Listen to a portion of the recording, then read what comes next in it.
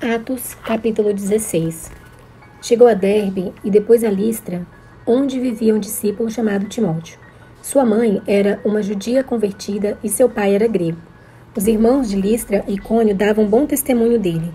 Paulo, querendo levá-los na viagem, circuncidou-o por causa dos judeus que viviam naquela região, pois todos sabiam que seu pai era grego.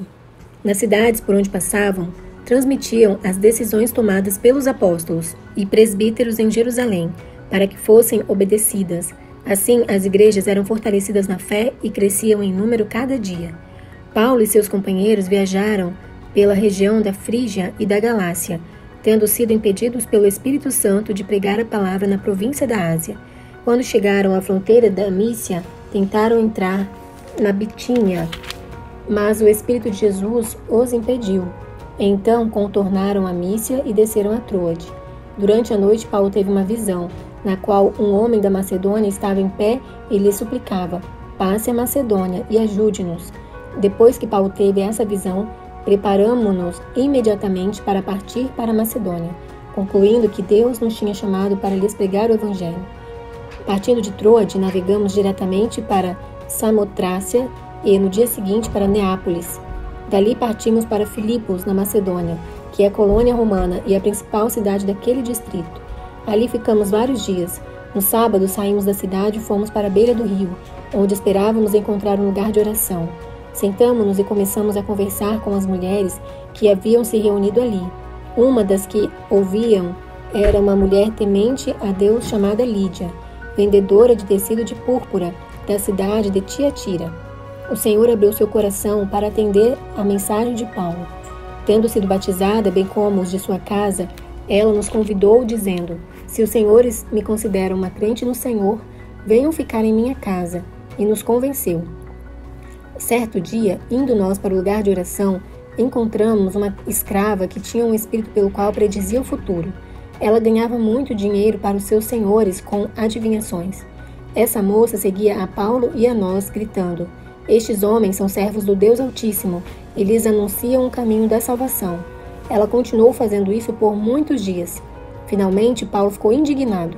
Voltou-se e disse ao Espírito: em nome de Jesus Cristo, eu lhe ordeno que saia dela. No mesmo instante, o Espírito a deixou.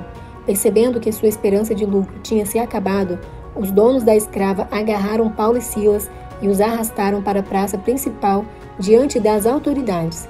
E, levando-os aos magistrados, disseram: estes homens são judeus e estão perturbando a nossa cidade, propagando costumes que a nós, romanos, não é permitido aceitar nem praticar. A multidão ajuntou-se contra Paulo e Silas, e os magistrados ordenaram que se lhes tirassem as roupas e fossem açoitados. Depois de serem severamente açoitados, foram lançados na prisão. O carcereiro recebeu instrução para vigiá-los com cuidado. Tendo recebido tais ordens, ele os lançou no cárcere interior e lhes prendeu os pés no tronco. Por volta da meia-noite, Paulo e Silas estavam orando e cantando hinos a Deus. Os outros presos os ouviam. De repente, houve um terremoto tão violento que os alicerces da prisão foram abalados. Imediatamente, todas as portas se abriram e as correntes de todos se soltaram. O carcereiro acordou e, vendo abertas as portas da prisão, desembanhou sua espada para se matar, porque pensava que os presos tivessem fugido. Mas Paulo gritou: não faça isso, estamos todos aqui. O carcereiro pediu luz, entrou correndo e, trêmulo, prostrou-se diante de Paulo e Silas. Então levou-os para fora e perguntou: senhores, que devo fazer para ser salvo? Eles responderam: creia no Senhor Jesus e serão salvos, você e os de sua casa. E pregaram a palavra de Deus a ele e a todos os de sua casa. Naquela mesma hora da noite, o carcereiro lavou as feridas deles. Em seguida, ele e todos os seus foram batizados. Então os levou para sua casa, serviu-lhes uma refeição e com todos os de sua casa alegrou-se muito por haver crido em Deus. Quando amanheceu, os magistrados mandaram os seus soldados ao carcereiro com esta ordem: solte estes homens. O carcereiro disse a Paulo: os magistrados deram ordens para que você e Silas sejam libertados. Agora podem sair. Vão em paz. Mas Paulo disse aos soldados: sendo nós, cidadãos romanos, eles nos açoitaram publicamente, sem processo formal, e nos lançaram na prisão. e agora querem livrar-se de nós secretamente? Não, venham eles mesmos e nos libertem. Os soldados relataram isso aos magistrados, os quais, ouvindo que Paulo e Silas eram romanos, ficaram atemorizados. Vieram para se desculpar diante deles e, conduzindo-os para fora da prisão, pediram-lhes que saíssem da cidade.